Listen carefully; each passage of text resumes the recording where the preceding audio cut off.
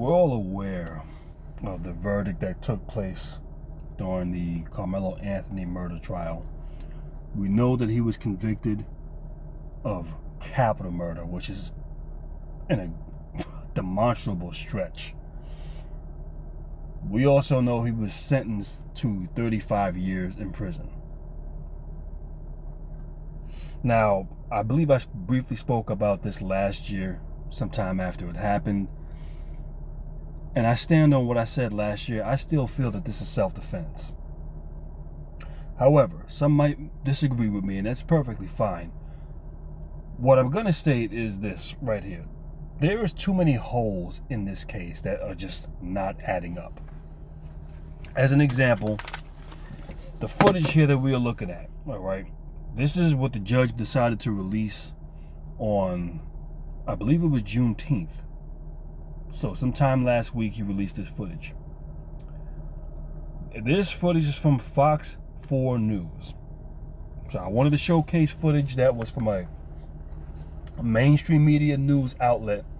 That way nobody can feel that there are any type of biases being displayed in the clip that we're getting ready to look at, which most of y'all probably looked at, but there's a couple of things that I do want to point out in this particular video clip. Now, I want you to look at the center of the screen for a second, and what you're going to see is my stylus indicator just going around in a circle right in the middle of the screen. If you can notice that, then good. I just want you to see where that is. I'm going to bring it down to the far right-hand side, right by the date and timestamp, okay? Because what we're looking at, this is a fixed camera angle, a stationary camera that is fixed and kept in this location. And I've installed a few of these in my time, and they always have a date and timestamp. It could either be on the far right hand side of the lower corner that you see here, or somewhere up above on the left hand side, or the right hand side. This is the same thing that you'll see in police body cam footage. So I want you to just keep that in mind. Now let this play. Now what we see is, I believe, Austin Metcalf, which is highlighted in this video footage with about 3 of his friends or whatever. I don't know if the 2 guys that are in front of him are with him as well. Looks like they might be. I can't tell for sure. Dressed in black. Let me bring it back one more time, because it looks like Hunter Metcalf, both him and Hunter Metcalf, both are dressed in black. So there's Austin Metcalf here with a black long sleeve and black shorts on. Then you have Hunter Metcalf, which I assume with black shorts on and a black long sleeve sweater or shirt. So this is classified as a long sleeve. Now it immediately goes into the next camera angle. Take a look at the camera angle. This is a fixed camera. What's wrong with this picture? Notice on the right hand side where you see my stylus indicator at, there's no date and timestamp. It's not on the right hand side, whether it be in the lower right hand corner or the upper right hand corner. It's not on the upper left hand corner nor the lower left hand corner either. Now, once again, I've installed some of these cameras in my time, and whenever you are actually looking at the raw footage from these cameras, it is always going to show you a time and date stamp. Why is it that we have that on one camera angle, but we don't have it on the other camera angle? In this particular video footage right here is where Karmelo Anthony's going to emerge from the entryway from the bleachers, and we're going to watch him walk over toward the right. We don't see exactly where he ends up. That's another thing that I find particularly odd, but let's go ahead and play this.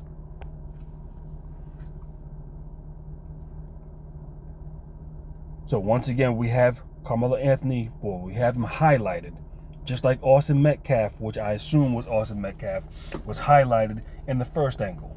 It didn't highlight the second twin, which I believe to be Hunter Metcalf. So Karmelo Anthony walks to the right, walks out of camera angle, out of sight. And then here we have the footage. Once again, there is no date and timestamp at any portion of neither of these 2 video clips. These are the last 2 video clips or camera angles that we're going to see. These are fixed cameras, okay? Over here to the left-hand side, on the upper left-hand side of the screen, this is where the tent is at. All right? Supposedly, Karmelo Anthony is underneath that tent. But my question is, does it show any footage? If y'all looked at this footage, at what point in time did it show the footage of where he actually entered and walked under the tent? Now, it's not legible, so I don't expect to see footage of him actually sitting down, but footage of him at least walking under the tent. Just let it play. Oh, by the way, just quickly before I let it play, the footage from when it shows this camera angle to when whatever altercation took place underneath that tent was less than 2 minutes. Less than 2 minutes was all it took for this to actually happen.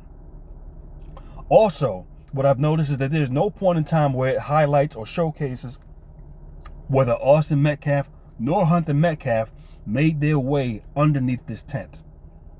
So there's a lot of information that has conveniently been omitted. We should have been able to see when they actually approached the tent, be it Karmelo Anthony as well as both the Metcalf twins. Let's play it.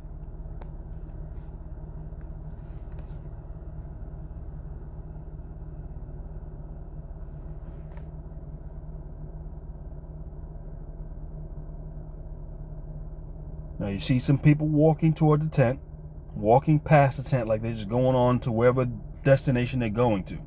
Also, I want you to keep in mind, to what this looks like, it looks like the camera angle catches about 3/4 of the tent angle. All right, so about 1/4 of the tent is off camera. So I don't know whether this is because this is the furthest it was able to capture over here, but there's something that you need to pay attention to.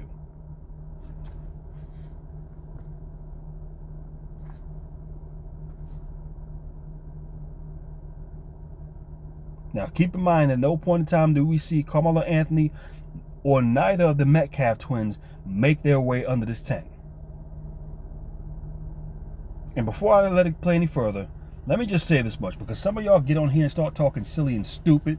Oh, I seen the footage. I could see there was a punch, there was a push, there was a shove. Listen, man, I'm looking at this from 20/20 vision. And I'm telling you that this is not legible. You can't make out what actually happened. From the most I can actually say, it looked like I seen a back and forth motion, and maybe about 2 to 3 seconds after that, what appeared to be Karmelo Anthony was outside of the tent at the top of the tent over here. But as far as to say what actually happened, no, I cannot absolutely determine what happened. Why? Because the footage is not legible. Anyhow, let's play it.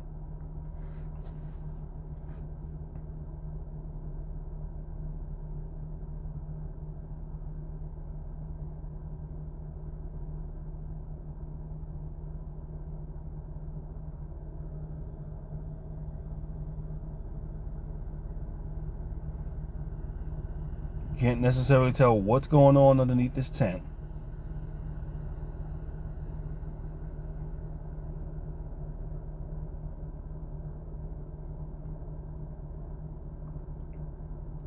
You see somebody over here to the far left-hand side.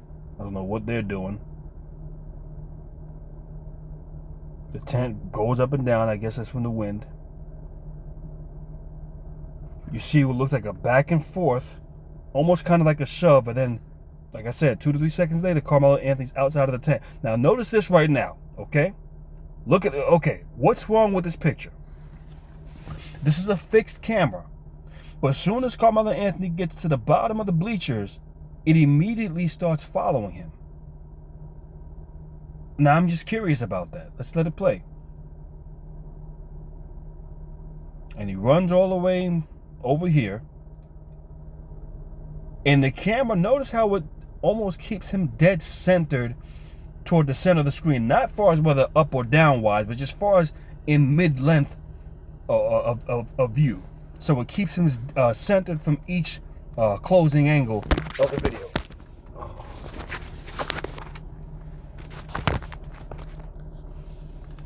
Just dropped my damn phone. Okay, so let's just continue going.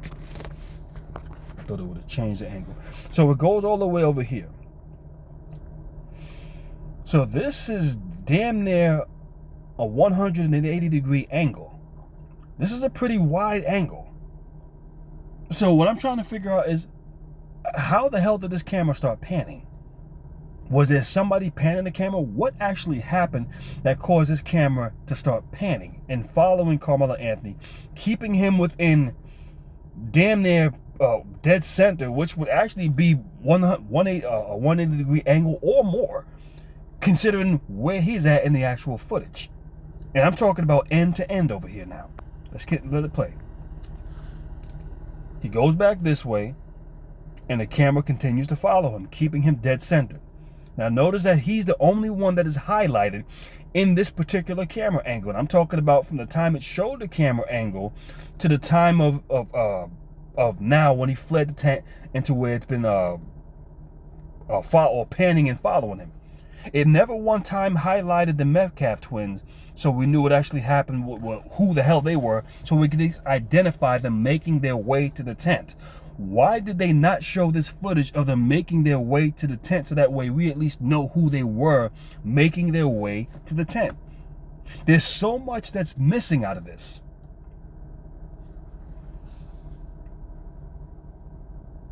Now he's walking back, and once again, notice how the camera, it practically keeps him dead centered. It pans enough to keep him within its center range.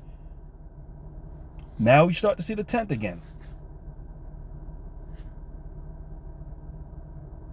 And now my question is this, it doesn't go beyond this point.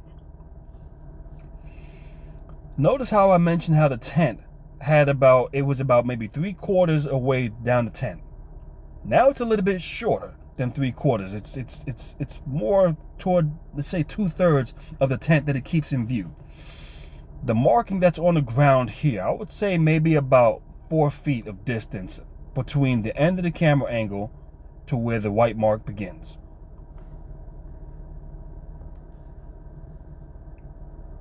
And before the camera was able to keep him damn near dead centered, why did it stop panning now?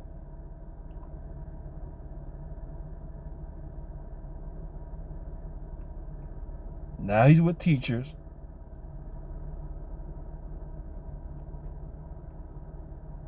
Or whoever he's with.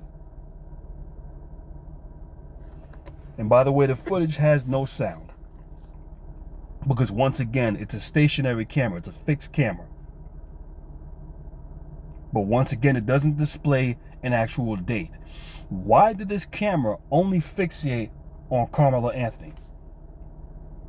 Why didn't it fixate on nobody else that was there? It made a deliberate effort to be fixed on Karmelo Anthony. That doesn't make any sense. Was somebody controlling the camera? And if they were controlling the camera, my question would be, how would you know what actually took place underneath that tent? Because when you look at a fixed camera, you're going to go ahead and, let's just say you got a security guard that looks at the screens, right?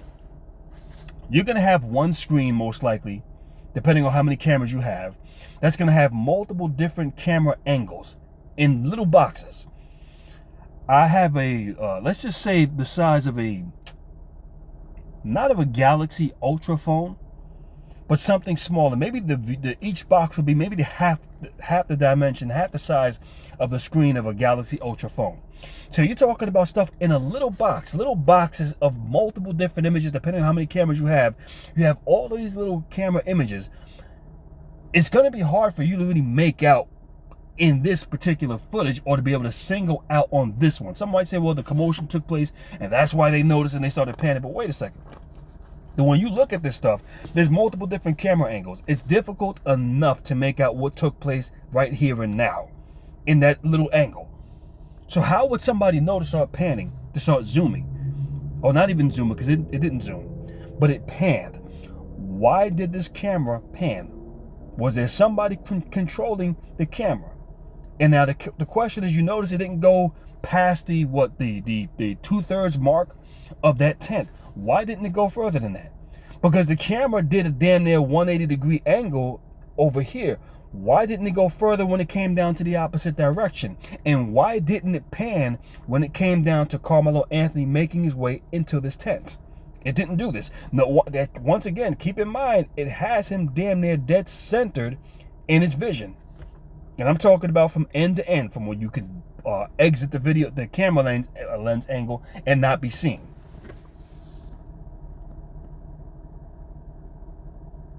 So let me just pause it for 1 second, because even if they wanted to say, okay, well, the camera had a fixed distance from end to end of what we're looking at now, and what we did was we just really highlighted or were able to edit the footage to where we can focus in or zoom in on Karmelo Anthony. Okay, you can do that within certain range. That makes sense. Like, say, within this range, you can do that within certain range.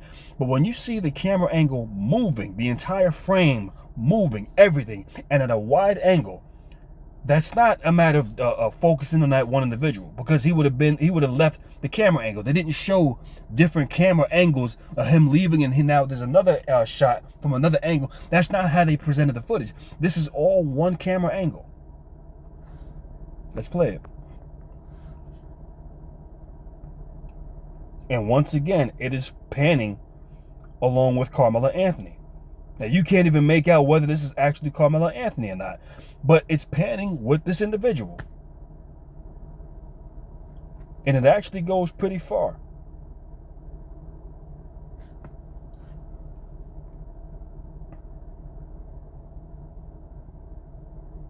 So the questions that I would be asking is, what was the camera that was used, the fixed camera that's at that track meet that actually recorded this? What company made it? How far is its ability to be able to pan and zoom and do whatever capabilities that it can do? And why did it only pan, let's say, from where the tent was actually at, left of that tent? No, my mistake. To looking at the camera, at the actual screen, it would be to our right.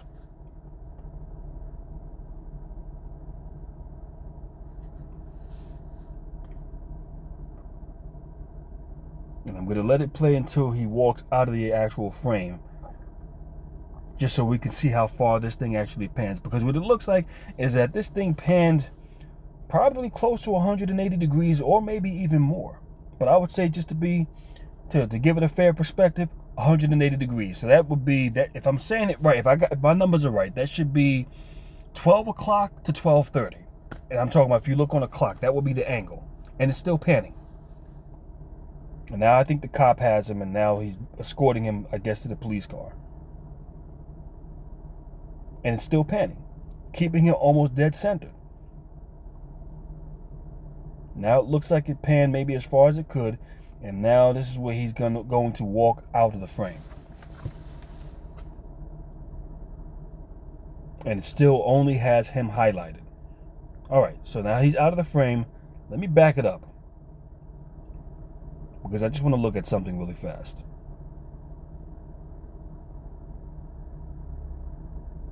Okay, so there he is over here. I mentioned this marking on the ground over here. Right here where you see my stylus at. On the far left side, on the center, as far as height-wise. And I would say that might be about maybe 4 to 6 feet of distance. All right. It looks like the camera catches the tent maybe 2/3 of the way at this angle. The initial angle I stated was about 3/4, and that's going down the tent, heading far as to my left. Let's go ahead and bring it back to when it's initially fixed on that angle.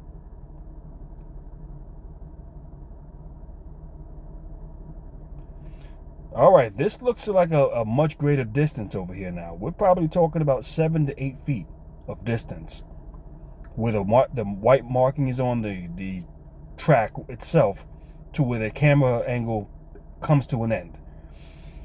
The tent, it looks like it most certainly is a 3/4. As you go just a little bit further past this part, you will see the tent sloping down like it does over here in the front. So obviously what I'm saying is that this camera, or it might be able to pan even more than what it did. Why is it that it only panned to the right, but over here it conveniently stops and doesn't go any further? Why did it decide to pan when Karmelo Anthony ran out of the tent? Once again, let's go ahead and play it. And this is all under 2 minutes. And all of the stuff that I'm hearing, a lot of stuff, there's some people stating that several teachers told him to leave. I don't know how true this is because we have no conclusive evidence. Nothing was recorded in the courtroom that we can post out here. There's Karmelo Anthony out there. Okay. He runs down and immediately, he doesn't even make his way all the way down the bleachers, and it starts following him. The only thing that stands out in the footage is that he's the only one running in this particular frame right over here.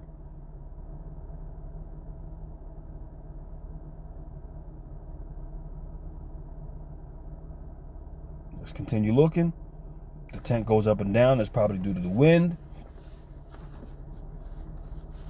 And whatever happened under that tent takes place now. He's right here. He's the only one highlighted once again. And he doesn't even make his way all the way down the bleachers before the camera starts panning. I don't know. This looks extremely suspect to me. That they didn't show the footage. Okay, so now in this area, there's somebody else running down here. A girl down. It looks like a girl running. I could be wrong. But there's other people running over here now. So you got other people running, but it's only fixated on Karmelo Anthony. I find that strange. If this was an open and shut case, this would actually, they would have showcased this in the courtroom. They would have had cameras in the courtroom, which they didn't. Now I'm hearing that there's some people telling me that there was teachers that told him to leave. Okay. From the time when it showed this camera angle over here, under the tent, that was less than 2 minutes. So from what somebody told me is that multiple coaches, let me rephrase that, multiple coaches testified that they told him to leave. From what one gathered was about 3 coaches. Okay. So they stated that they told him to leave. Now, I don't know how true this is or not. This is just what some people told me. There's so many things that are inconclusive in this because we don't have the full story. But this is what other people have been telling me. That at least 3 coaches told him to leave. The time when it shows this footage from here to when he runs out of the tent is less than 2 minutes. They don't show when Karmelo Anthony actually made his way to the tent. They don't show him actually entering the tent. They don't even showcase the Metcalf twins entering the tent. So my question is, if this all took place under 2 minutes and you had at least 3 coaches that told him to leave and then left, because that's what one person's telling me, that at least one told him that he had to leave and didn't stay there to verify that he actually left. My question is, how long between that coach told him to leave and then she left, and then another coach told him to leave, and then he left, and then the next coach told him to leave, and then he left before the Metcalf twins confronted him? Now, keep in mind now, this is off of Hunter Metcalf's mouth when the initial discussion happened. He mentioned in the first interview when he was sitting at home with his mother that there was this kid sitting behind me, and I turned around and asked him, "Who are you?" Then he stated he started talking extremely aggressive. And then his brother got involved. So all of this was able to happen where multiple teachers told you to leave, and then the Metcalf twins said something within 2 minutes. And my thing is this: if this happened under in less than 2 minutes, at some point the confrontation or the verbal altercation should have been underway at that point in time, where a teacher could have intervened. What I'm saying is, if what I was told was testified in the court that multiple teachers told them to leave, what I'm saying is somebody's lying. This isn't adding up, because how was this able to happen right? That means you would have to have been in the immediate area, still under the tent as this happened, because 3 teachers told him. So, okay, what time frame did they actually tell him between each point that this happened? Let's say 3 teachers told him. Was it 2 minutes? Was it 30 seconds? It can't be 2 minutes, because the video clip, this is less than 2 minutes. So that would have meant that a significant amount of time, more so than the video footage that we have before the altercation took place, would have to have happened of those teachers telling him to leave, which would, the time frame would just overlaps the time of what's posted on this video footage right here. It doesn't make any sense, is what I'm saying. Then the next thing is this. This Eddie Pereira guy, or whatever the case may be, I'm told that they were friends. Now, I asked Gemini And I'm not saying that this is a reliable source, but this is what Gemini stated, because Gemini is not entirely accurate. So it's just to get a frame of reference. Was there an Eddie guy who stated that he was friends with Karmelo Anthony? And the Gemini told me that no, he stated that he wasn't friends, but somehow he invited him under the tent and gave him a fist bump. Now other people are stating that Karmelo Anthony was dating a relative of this Eddie Pereira guy. So if the testimony he stated is that they were not friends, but yet there's photographs of them together, of him dating the family member of this Eddie guy, then clearly something is going on here. There's some coercion going on here. And listen, man, if the story was cut and dry, they would have showcased this. They would have never took the cameras out of the courtroom. We would have been able to see this to draw an accurate conclusion. Everything of what we see thus far is inconclusive. You can't make out what the hell took place in this video footage. And also, I want people to keep in mind that their initial representative, when this happened over a year ago, stated that there were several cell phones where the footage was taken or confiscated or whatever the case may be. So where is the cell phone footage? How come we have not seen it? This has been stated over a year ago. The next thing I want people to keep in mind is the testimony, well, not the testimony, but the police reports from over a year ago are being completely contradicted from what happened in this court case. That doesn't happen in a vacuum. That only happens if you were setting somebody up. And then when I look at the case of capital murder for a 17-year-old, and mind you now, the only reason why this happened is because Austin Metcalf decided to get physically assaulted this kid before any of this even happened. This happened because of him. Had he not put his hands on anybody that day, we wouldn't even know about this, because it would have never occurred. If he was truly convicted that, hey, you were not supposed to be here, he should have went and gotten a school teacher. Now, also, in addition, I asked the Gemini, and once again, I'm not saying that this is a reliable source, but I asked the question, was it forbidden, were students not allowed to be under the tent of other teams? And what was stated that there was a culture where they didn't want students to be under other tents, but there was no actual rule that stated this. There's nothing in any rule book that said that one student couldn't go to another team's tent and stay under that tent. So there's a lot of things that are blatantly contradicting itself. And listen, I'm catching on to this, and I'm not an attorney. From what I understand is that Karmelo Anthony had one of the best or top attorneys in the United States. And I'm noticing these inconsistencies. Then clearly he noticed them as well. Did he point them out? And if not, why did he not point them out? This is the stuff that I want people to pay attention to. But anyhow, from what I see, I don't see a case of murder. I stand on what I initially stated over a year ago, that I believe that this was self-defense. And it just seems to me like there's a whole lot of stuff that's conveniently being omitted in this case, and I want people to pay attention to that. Why is there no time and date stamp on this particular on these two angles here? But why does the first camera angle, when you see the Metcalf twins being highlighted, or Austin Metcalf being highlighted, how come they're not being highlighted in this video clip? How come we don't see footage of them making their way to the tent and at least going under the tent? I don't expect to see them sitting down because it's not really conclusive. It's not legible. But I expect to see footage of them making their way to the tent. That way we at least know who is who.